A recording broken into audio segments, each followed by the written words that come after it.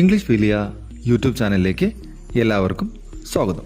Spoken English classes complete ആയി പഠിപ്പിക്കുന്ന YouTube video സീരീസിലെ 12ാമത്തെ വീഡിയോയിലേക്ക് എല്ലാവർക്കും സ്വാഗതം. ഇന്ന് നമ്മൾ നോക്കാൻ പോകുന്നത് കുറച്ച് പ്രത്യേകതരം സെൻറ്റൻസ് ആണല്ലേ. ഞാൻ നേരത്തെ പറഞ്ഞിരുന്നെങ്കിലോ, അതുപോലെ നോക്കൂ, എന്തെങ്കിലും കുഴപ്പം സംഭവിച്ചാലോ, അതുപോലെ തന്നെ നാളെ മഴ പെയ്താലോ, നമ്മൾ നേരത്തെയുള്ള ട്രെയിനിൽ കയറിയാലോ, ഇങ്ങനത്തെ സെൻറ്റൻസ് നമ്മൾ കോമൺ ആയിട്ട് ഉപയോഗിക്കുന്ന അല്ലേ, കാഷ്വലായിട്ട് നമ്മൾ സംസാരിക്കുമ്പോൾ ഉപയോഗിക്കുന്ന സെൻറ്റൻസ് ആണ് ഇത്. പക്ഷേ നമുക്കിത് ട്രാൻസ്ലേറ്റ് ഇംഗ്ലീഷിലോട്ട് ചെയ്യുമ്പോൾ നമുക്ക് വളരെ ബുദ്ധിമുട്ട് വരാറുണ്ട്. ഇതിനകത്ത് ചെയ്താലോ, അതിന് വേണ്ടിയിട്ട് നമുക്ക് എന്ത് ചെയ്യാൻ പറ്റും എന്നുള്ളൊരു ഡൗട്ട് വരാറുണ്ട് അല്ലേ. നാളെ മഴ പെയ്താലോ പറയാൻ പറ്റുമോ അല്ലേ, നമുക്ക് കൺഫ്യൂഷൻസ് വരാറുണ്ട്. അപ്പം നമുക്ക് ഇതിന്ന് നമുക്ക് വളരെ വ്യക്തമായിട്ട് നമുക്ക് ഓരോന്നും പഠിക്കാം.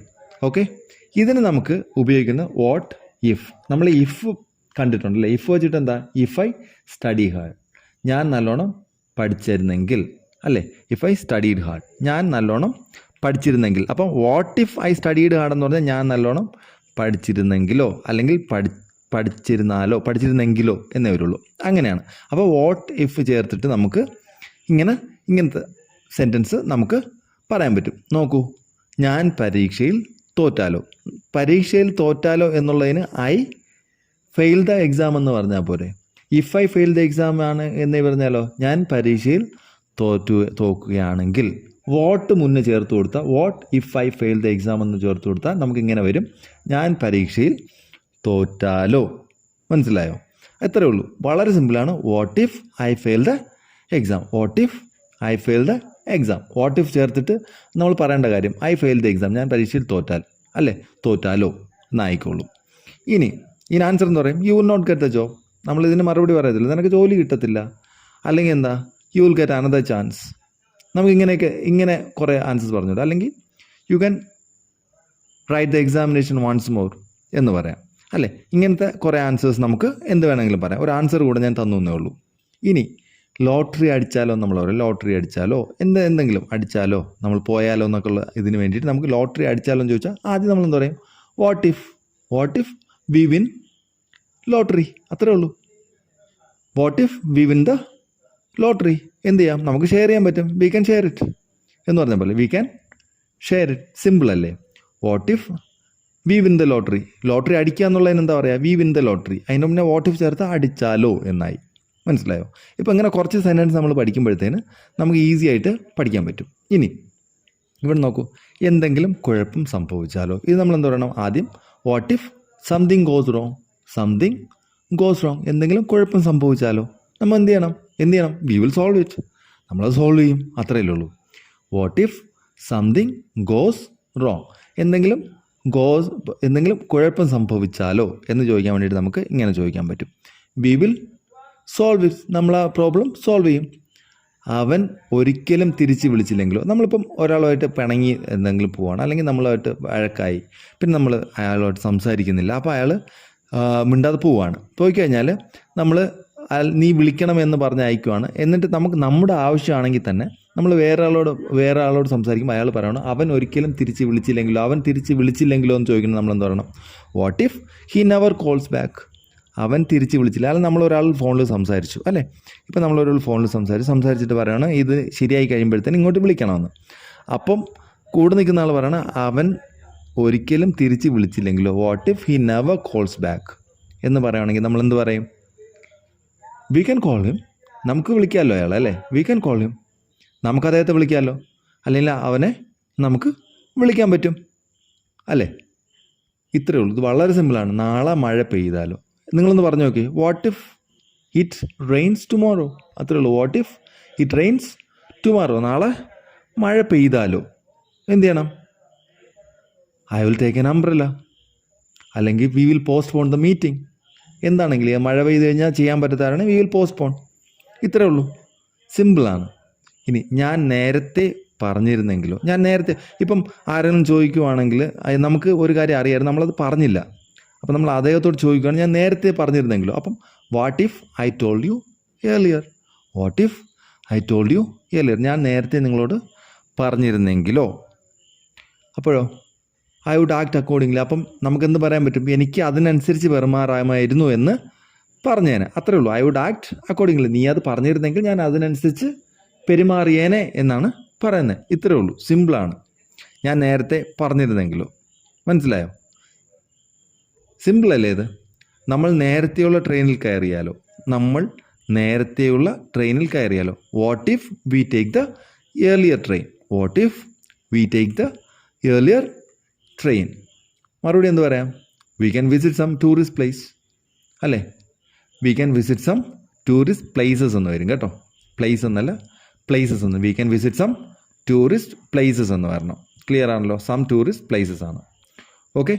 What if we take the earlier train? We can visit some tourist places. ഇനി മീറ്റിംഗ് വൈകിയാൽ എന്ത് സംഭവിക്കും? മീറ്റിംഗ് വൈകിയാൽ എന്ത് സംഭവിക്കും? നോക്കൂ. What if the meeting runs late? What if the meeting runs late? Simple അല്ലേ? The meeting runs late. If the meeting runs late എന്ന് പറഞ്ഞാൽ മീറ്റിംഗ് വൈകുകയാണെങ്കിൽ, ഇത് മീറ്റിംഗ് വൈകിയാലോ അല്ലെങ്കിൽ വൈകിയാൽ എന്ത് സംഭവിക്കും എന്നുള്ള അർത്ഥമാണ്. What if the meeting runs late? Meeting വൈകിയാലോ. മനസ്സിലായോ? അപ്പോൾ നമ്മൾ എന്ത് പറയാം? I can't catch the bus. നമുക്ക് ബസ് പിടിക്കാൻ പറ്റില്ല, ബസ് കിട്ടില്ല, അല്ലേ? അല്ലെങ്കിൽ വി വിൽ ഗെറ്റ് ലേറ്റ്. ഇത്രയേ ഉള്ളൂ. സിമ്പിൾ അല്ലേ? ഇനി നമ്മൾ വ്യത്യസ്തമായ ഒരു സമീപനം പരീക്ഷിച്ചാലോ? What if we try a different approach? What if we try a different approach? That sounds good.